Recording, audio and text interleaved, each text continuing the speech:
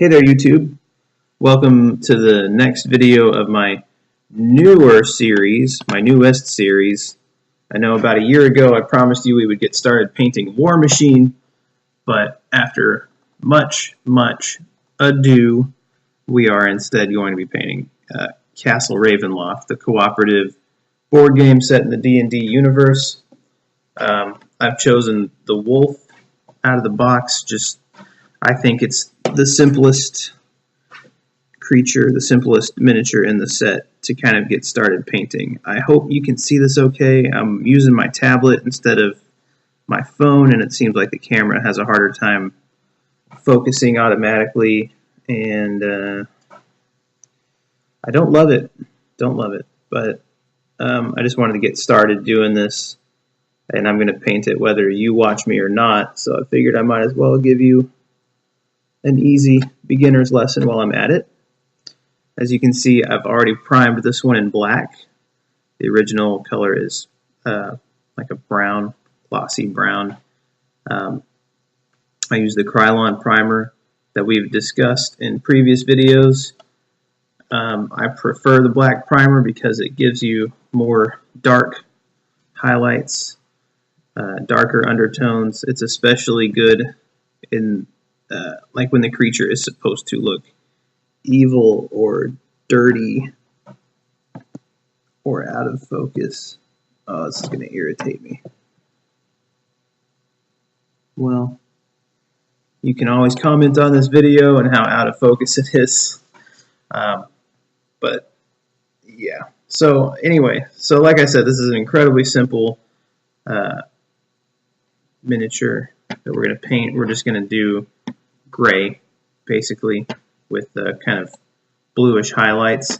So I'm using plain black and this sort of, it's called buttermilk, but it's really just like an off-white. And those are going to go together to make our gray.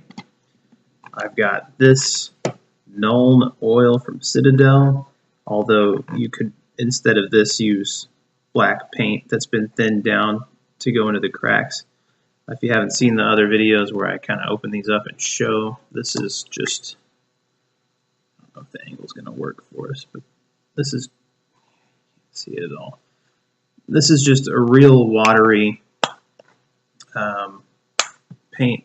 It goes on very thin, goes into your cracks, and it has like a glossy finish.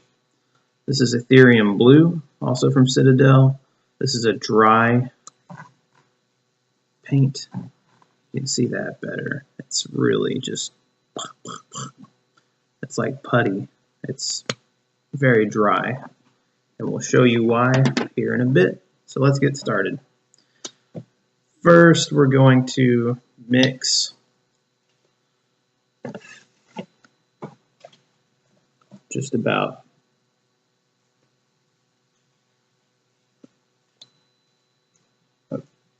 two, well, maybe just one drop of white, one drop of black.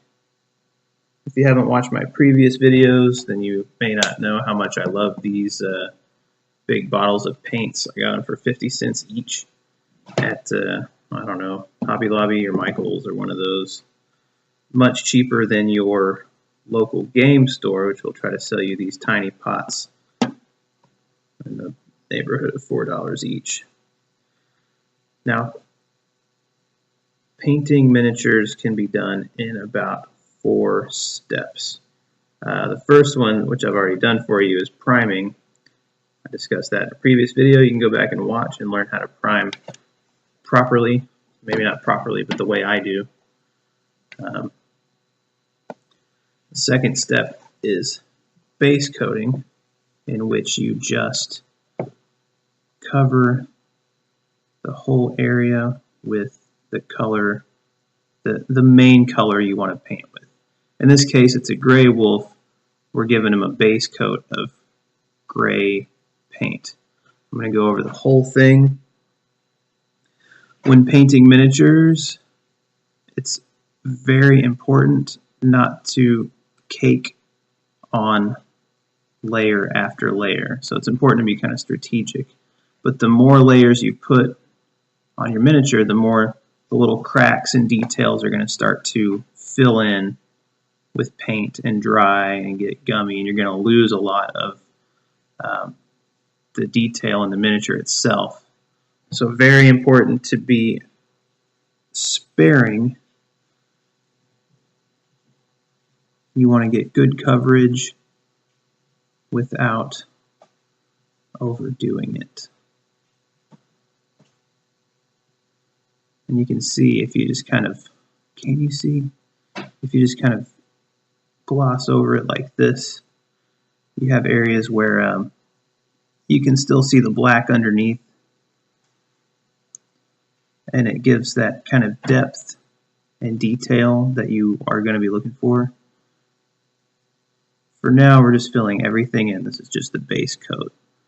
And we can talk a little bit more about leaving those details showing through when we get to the second and third steps. Oh, I'm sorry, this is the second step. Priming is the first step. When we get to the third and fourth steps, we'll talk about that. I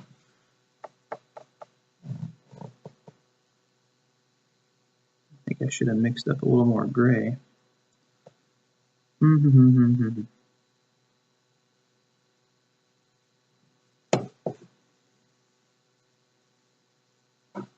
No, I apologize about the camera angle. I'll get something figured out for the next video.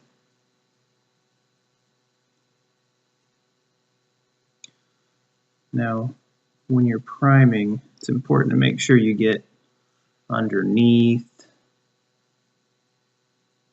get in between the cracks and everything, but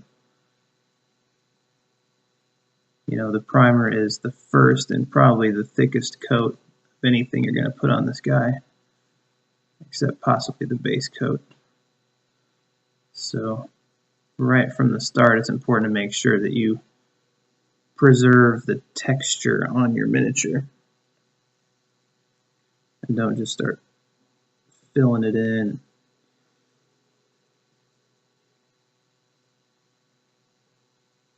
Okay.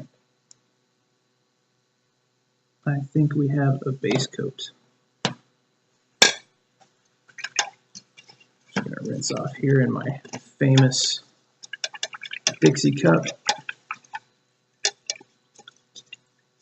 Maybe I should have gone over this at the beginning, but you can see for the base coat I used a wide brush. It gives you better coverage. You don't have to spend as much time. I mean, can you imagine trying to do what we just did with this as opposed to this? No. But for this, we're just going to have these three brushes, 3 different sizes. I gave you the paint colors already that we're going to use. And of course, we need a little something to blot with. This little tray I've got here came with a tester's model kit. It had so many colors and brushes and glue and some sanding sheets and things like that. It was not really a good purchase for this, but I do really like having this tray with the individual little mixing pots. This, of course, has been around the block enough times I should probably replace it. And it's important to know you don't have to go and spend money on stuff like this. If you have anything like this around the house, somebody commented on one of my earlier videos that if you're using these pots, when you're done, you can wash them out and start making your own colors in them, or you can actually buy these empty at your hobby shop. And they have all kinds of stuff like that. They have little plastic pallets with depressions like this, so you can mix your paints on the fly. Whoa, whoa, whoa, whoa. Stuff. And I'm actually kind of rambling to you. because we want our base coat to dry before we start going over it.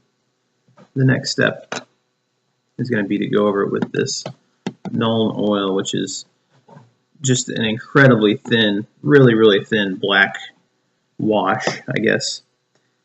Of course, you can make this kind of yourself. It won't have exactly the same texture, but if you take, say, just a drop of black paint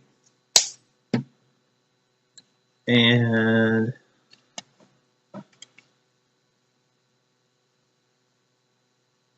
I'm actually just dripping water in here. And you can get sort of a black wash like this. And this is just really watery, drippy paint. And the reason we do this, the reason we thin our paints, is so that it will go into those cracks in your model.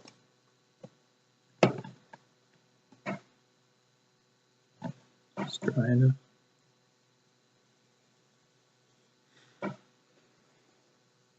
What's my time looking like? 11 minutes already. Tell you what, we're going to end this video now and pick up when this dries with part 2 of this series. See ya.